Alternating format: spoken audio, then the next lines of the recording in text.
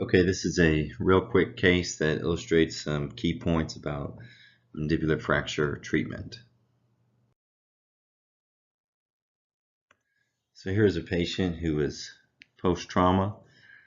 Here's a panoramic radiograph. You can see there's a right parasymphysis fracture right here. You can see there's a slight step off at the inferior border, and there's also an occlusal step off as well. And you can see there's an overlapping of teeth and fracture fragments as well. All right, so now you got to look for the second fracture.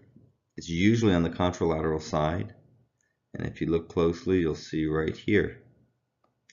That would be a left subcondylar fracture.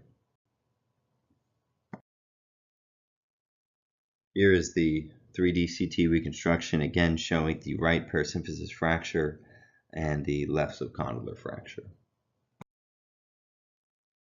The patient was initially treated with closed reduction and maxillomandibular wire fixation. This is the post-reduction panoramic radiograph showing improved alignment at the inferior border and at the occlusal surfaces. Note the maxillomandibular wire fixation. These are called arch bars. And then the wires going up and down are, again, the maxillomandibular wires. You may hear it referred to as intermaxillary fixation, or IMF, and that's because the mandible used to be called the inferior maxilla. So some people will refer to this as intermaxillary fixation. It's the exact same thing as maxillomandibular fixation. Okay, so what do they do here? If there was just this fracture, they could leave this patient in fixation for 6 weeks and allow it to heal. But the problem is there's also this fracture. And surgeons don't like to have the patient in closed fixation for 6 weeks if they have a subcondylar or condylar fracture, because it could lead to mandibular immobility. And if it's a high condylar fracture, it could even lead to fibrous or bony ankylosis. So what do?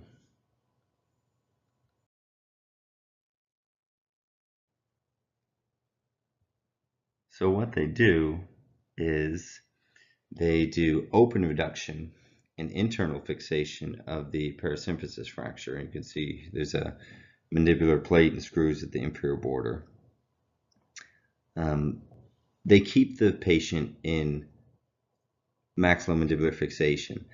You don't see any wires here, so my guess is what they did is they replaced it with heavy elastics, which can be, depending on the number of elastics and how thick the elastics are, they can be just as rigid as wire fixation. But you can't see them on radiographs. So they kept the patient in maxillomandibular fixation. And what they'll do is, since this fracture is already, the mandibular fracture, right parasymphysis fracture is already treated, they can leave that there for, let's say, 2 weeks of fixation, and then allow the patient to slowly start doing exercises, maybe reduce the number of heavy elastics and allow the patient to have a little bit more mobility. And this is really variable. Some people will just reduce the number of elastics. Some people will take them completely out after a few weeks.